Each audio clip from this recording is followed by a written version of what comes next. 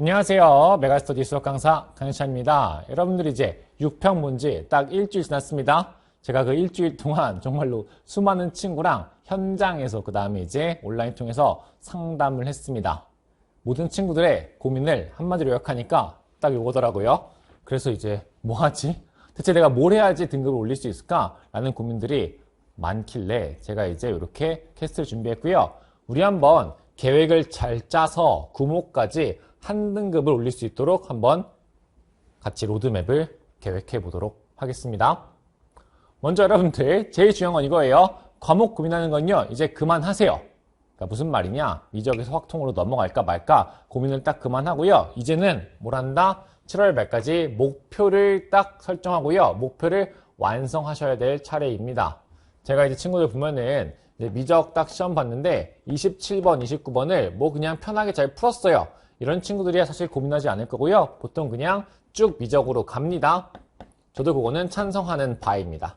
그런데 이제 어떤 친구들이 고민을 하고 있냐라고 보시면요. 27, 29 중에서 하나를 이제 못 푼 거예요. 얘를 못 풀거나 얘를 못 풀거나 뭐 경우는 다양하겠으나 어쨌든 간 이런 친구들은 고민들을 많이 하고 있죠. 내가 확통을 해야 될 것이냐 아니면 그냥 그대로 있을 것이냐 고민들이 많은데 우선은 여러분들 지금 이 순간 마음을 정하세요. 미적으로 계속 할지 확통할지 해서 우리 우선 7월 말까지 목표를 정해봅시다. 제가 이렇게 정해드릴게요. 만약에 이제 고민을 했는데 내가 그냥 그래도 미적에서 스테이 하겠다 마음 먹은 친구들이 있을 수 있습니다. 사실은 그것도 이론적으로 충분히 가능해요. 왜냐? 여러분들이 공부를 잘해서 27번과 29번을 완벽하게 맞출 수만 있다면은 꼭 바꾸지 않아도 여러분들이 1등급 받는데 충분히 가능하다 생각하시면 될 것 같아요. 대신에 한 가지 여러분들 제가 간과하면 안 되는 점을 말씀드리면요. 그 미적 27번이랑 29번이요. 수능에서는 지금보다 조금 더 어렵게 나올 겁니다. 그거는 이제 작년 수능이랑 생각해 보시면 거의 확실하다 보시면 되고요. 아니면 이제 여러분들이 확통으로 이렇게 당연히 변경했을 수 있겠죠. 그런 경우에는 각자 이제 목표를 정하셔야 돼요, 여러분들. 미적의 목표는 뭐예요, 여러분들? 7월 말까지 내가 요 정도 좀 어려워진 27번, 29번을 꼭 풀겠다라는 그 목표 설정하셔야겠고요. 그러려면 두 가지를 해야겠습니다. 첫 번째 여러분들 고난도 기출이죠. 제가 이 친구들이랑 상담을 해보니까 조금만 어려운 기출만 돼도 자신 없어 하더라고요. 제가 이렇게 물어봤거든요. 뭐 예를 들어 과거에 나왔던 완전 과거까지 말고 그냥 최근에 나왔던 조금 어려운 고난도 문제들 너 누구한테 설명해보라면 설명할 수 있겠어? 라고 물어보면은 다들 그냥 단칼에 아니요? 라고 합니다. 그러니까 사실은 여러분들 이 문제들을 풀 준비가 안 된 거란 말이에요. 그러니까 그 고난도 기출들 여러분들이 확실하게 공부하셔야겠고요. 제 이제 교재 기준으로 말씀드리면은 기출 강의 있습니다. 그 기출 강의에 스텝 이제 2.5 정도, 그 다음에 3 중에서 좀 쉬운 거 보시면 되겠고요. 그 다음에 요 정도 난이도에 대응되는 여러분들 엔젤을 같이 푸셔야 돼요. 막 너무 어려운 거 지금 하지 마세요. 지금 이걸 고민하고 있는 친구들이 무슨 막 28번, 30번 나오는 그런 문제들을 열심히 공부한다? 그건 여러분들 큰일 날 소리입니다. 진짜 그러다 큰일 날 수 있고요. 그게 아니라 내가 얘네들을 확실하게 맞추는 그 정도 난이도의 엔젤을 공부해 주시면 되고요. 확통으로 내가 만약에 바꿀 거다, 확통론 한다라고 생각하시면 여러분 7월 말까지 딱 뭐만 하면 되냐면 우리 개념 강의들을 다 듣습니다. 제 강의로 치면 이제 턴온이라는 강의랑 그 다음 비전 강의 있겠고요. 그 다음에 기출까지 이제 딱 하시면 돼요. 여기서 기출도 제가 두 가지로 말씀드릴게요. 내가 진짜 인생의 확통을 거의 처음 해봤어. 그러니까 내신으로도 안 해본 경우에는 여러분들 기출 제 강의도 있지만 기출 책들 중에서 시중에 있는 교 중에 막 마플이나 이런 것처럼 진짜 두꺼운 거 있잖아요. 진짜 온갖 기출 다 있는 거. 막 평가만 있는 게 아니라 교육청도 다 있는 거. 그러면 꼭 하나 푸셔야 돼요. 내가 만약에 내신을 그래도 해봤었다. 그리고 내가 사실 확통 아예 모르는 노베 상태는 아니야 하는 친구들은요. 그냥 강의로 돼 있는 제 이제 기출 교재 있죠? 강의. 즉 기출 애드온 교재에 있는 내용들만 확실하게 하셔도 문제가 없을 겁니다. 요만큼을 여러분들 7월 말까지 사실 마음 먹고 한다면 충분히 할 수 있거든요. 제가 이제 그 기숙학원에 미적하다가 확통으로 바꾼 친구가 있었어요. 제가 걔한테 물어봤어요. 야, 너 친구들이 이렇게 물어봐. 너 확통 공부하는데 얼마나 걸릴 것 같아? 얼마나 걸려? 지금 내가 확통 바꾸면 얼마나 해야 돼? 이렇게 해서 제가 그 친구한테 물어봤더니 그 친구도 대략 한 3에서 4주 정도를 말하더라고요. 3, 4주만 여러분들이 집중해서 공부를 한다면은 충분히 여기까지를 갈 수 있으니까 7월 말까지 제가 좀 여유를 드린 거예요. 지금 6월 딱 중순이니까 7월 말까지 좀 시간 있잖아. 확통 런하기로 했으면요, 이 준비를 끝내주시는 겁니다. 왜 끝내야 되냐라고 묻는다면은 그래야지 여러분들이 구모 볼 때 진짜로 시험처럼 볼 수 있어요. 뭐 구모 넘어가고 수능이면 어때? 이렇게 생각하면 큰일 나시고요. 딱 구모를 내가 시험처럼 볼 수 있도록 7월 말까지 준비해달라라는 게 우리 첫 번째 내용이 되겠습니다. 오케이? 그 다음에 여러분들 두 번째 보겠습니다. 우리가 앞으로의 계획을 세우려면은 당연히 가장 중요한 건 첫 번째 예측입니다. 그러니까 이 수능이라는 게 어떻게 나올지 예측하시면 되겠는데 여러분들 솔직히 여러분들이 가슴에 손을 얹고 생각해봐도 지금 수능이 6평과 비슷하게 나올 것 같지는 않죠, 여러분들. 제가 친구들 한 명씩 이렇게 데리고 물어봐도 그들도 다 그건 아니지 않을까요? 라고 말합니다. 그리고 똑같이 제가 물어봐요. 그러면 뭐가 바뀔 것 같은데 저의 마음속에 답은 있겠죠? 하면은 그 친구들도 다 공통적으로 이렇게 말합니다. 뭐냐? 14번, 20번, 21번 얘가 너무 쉬웠단 말이에요. 이 친구들의 난이도가 올라가지 않을까요?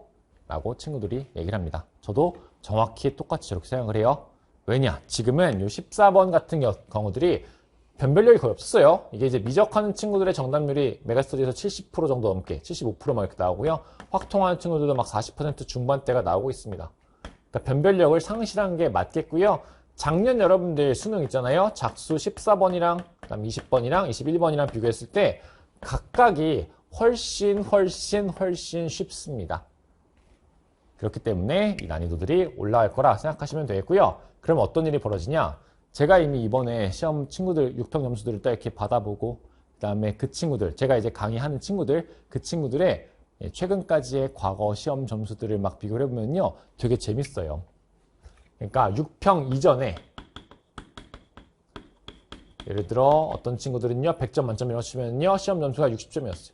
어떤 친구는 70점이었고요. 어떤 친구는 80점이었어요. 이 친구들이 다 예를 들어 동일하게 똑같은 80점을 받은 겁니다. 점수가 꼭 80점이다 이런 건 아니고요. 비율을 하는 거예요.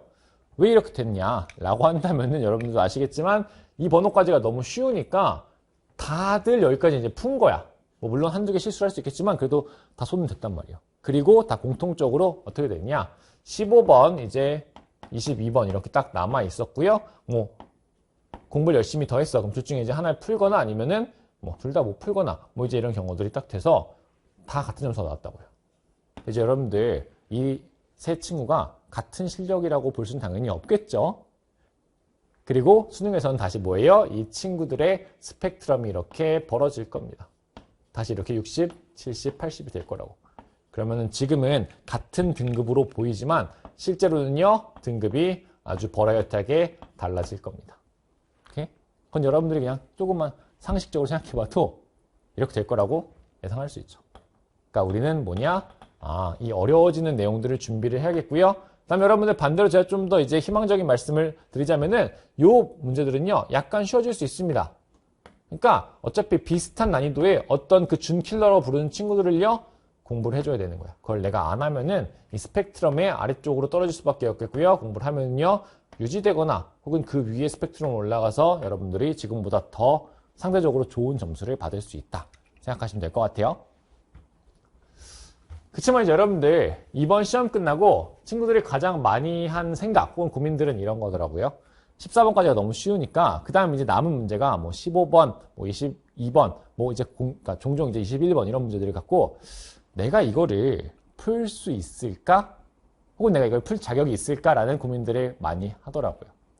그런 친구들 제가 또 이제 다 이렇게 한 명씩 물어봤어요. 앞에서도 비슷한 얘기를 했었는데 이제 수원 수투에 대해서는 여러분들 되게 이제 유명한 고난도 기출들이 있습니다. 고난도 기출들이 당연히 평가원도 있겠지만 평가원만 하면 여러분들 문제가 너무 적거든요. 그래서 넓게 봐서 교육청까지 당연히 보셔야 돼요. 예를 들어서 여러분들 이번 시험에 15번 있었죠? 6평 15번 문제는요.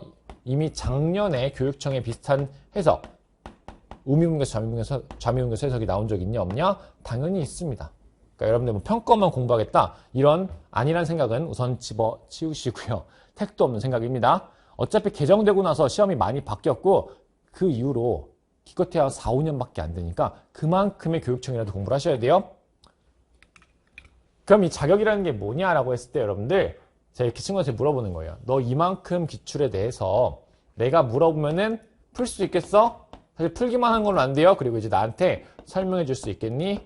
라고 물어보면은 대부분 친구들이 수학원은 조금 할 수 있겠는데 수학2는 안 될 것 같아요. 수학원도요, 좀 어려운 문제는요, 우선은 패스했어요. 이런 경우들이 정말로 많았습니다. 사실 이게 되게 특이한 건 아니고 좀 신기한 현상이에요. 왜냐면 이제 3년 전, 4년 전만 하더라도 비슷한 점수대 친구들이요, 그래도 이 내용들을 막 다 어떻게 공부를 했어. 근데 올해, 그리고 작년, 그러니까 최근 들어서 정말로 심하게 느껴지는 차이가 뭐냐면은 이것들을 아예 안 한 경우들이 많더라고요. 그러니까 이게 진짜 블랭크로 남겨져 있는 경우들이 많아.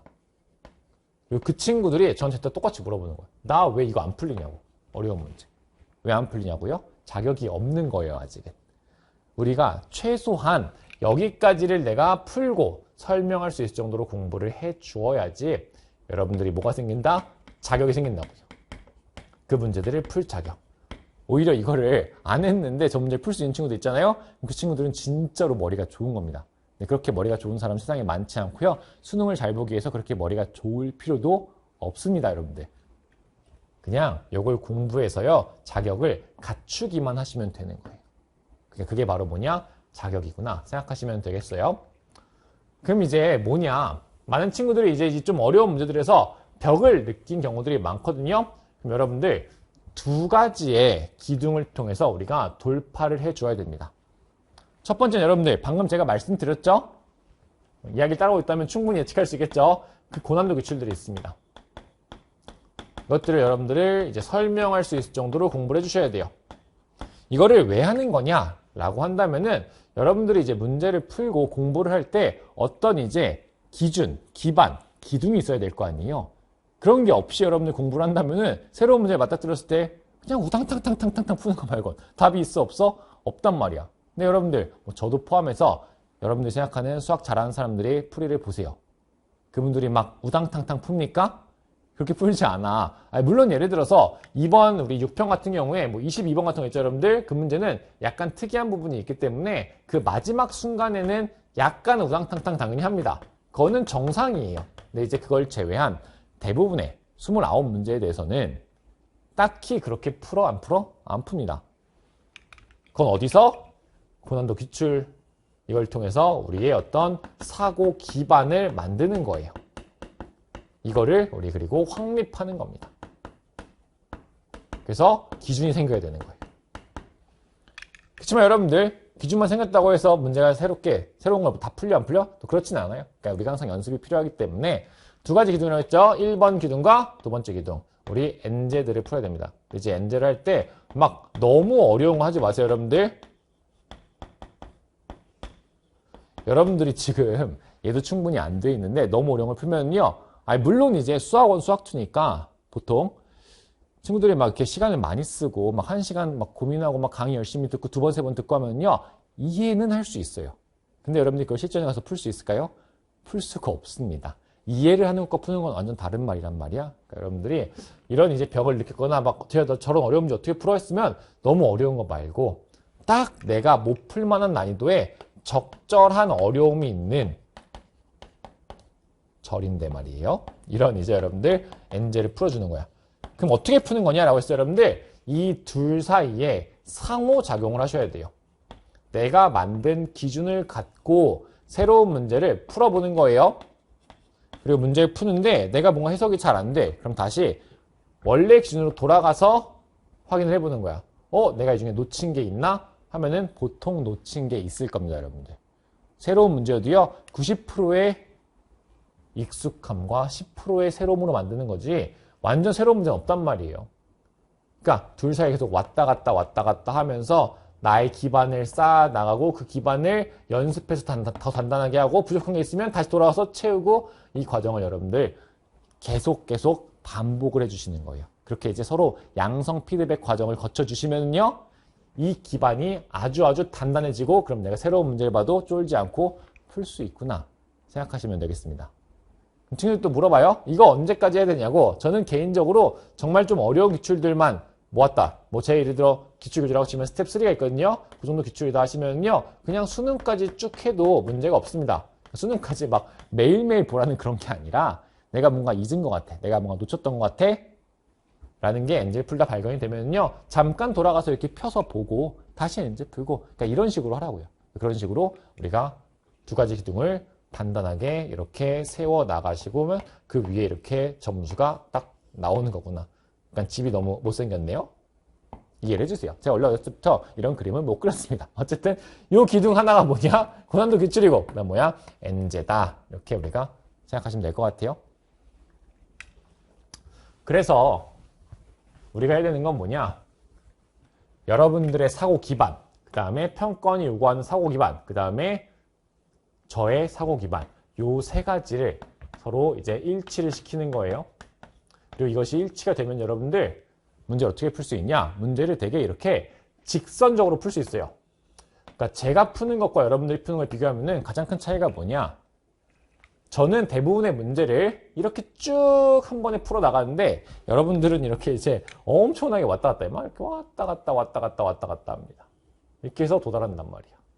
물론 이제 이번 시험에서는 그게 그렇게 막 티가 많이 안 났을 수도 있어요. 왜냐면 이제 시험이 막 엄청 어려운 건 아니었어가지고 시간적으로 좀 여유가 있단 말이에요. 그러니까 이렇게 막 갔어도 내가 풀 수 있는 건 다 풀었어. 근데 여러분들 수능장 가면은 당연히 시간이 모자르겠죠.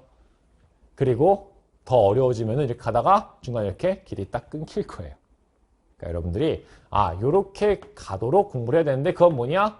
그 사고 기반이 딱 확실할 때만 할 수 있는 거지 다르게 할 수 있는 것은 아니다.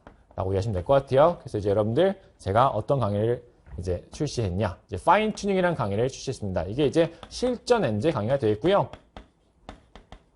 실전 엔제라는 건 여러분들 제가 아까도 강조한 그 준킬러들 어려워질 14번, 20번, 21번 그 다음에 약간 쉬워질 15번, 22번에 대한 이제 내용들 혹은 미적이라고 치면요 이제 어려워질 27, 29번들 그 다음에 조금 쉬워질 28번 정도에 대응되는 문제들을 공부하는 엔제입니다. 확통은 사실 그걸 이제 구분하게 내면서 확통은 그냥 전체라고 칠게요, 여러분들. 그렇게 이제 강의라고 보시면 되고요. 이름이 왜 파인 튜닝이냐?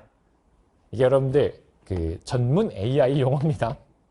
뭐냐면은 어떤 이제 AI에 입력된 데이터랑 거기에 있는 모델들을 우리가 이제 원하는 바에 따라서 되게 미세하게 조정을 하는 거예요. 미세 조정입니다. 여러분 영어 공부 많이 하시니까 당연히 알겠죠? 근데 우리는 지금 뭘 미세 조정하는 거냐? 사고 기반과 사고 기반과 사고 기반 이 세 가지를 미세 조정해서 딱 맞추어서 여러분들이 수능장 가서 이렇게 직선으로 풀 수 있도록 하자라는 겁니다. 오케이? 그래서 여러분들이 그걸 이제 구모까지 잘 해내신다면은 구모까지 뭐예요? 한 등급 충분히 올릴 수 있다. 이기 때문에 뭐 6평 결과에 너무 슬퍼하지도 너무 기뻐하지도 마시고요. 우리는 이제 또 새로운 발걸음을 내딛는다. 생각하시면서 공부를 해줬으면 좋겠습니다. 오케이? 그럼 저는 여기서 마치도록 하겠고요. 우린 또 이제 새로운 강좌, 또 다른 강의에서 뵙도록 하겠습니다.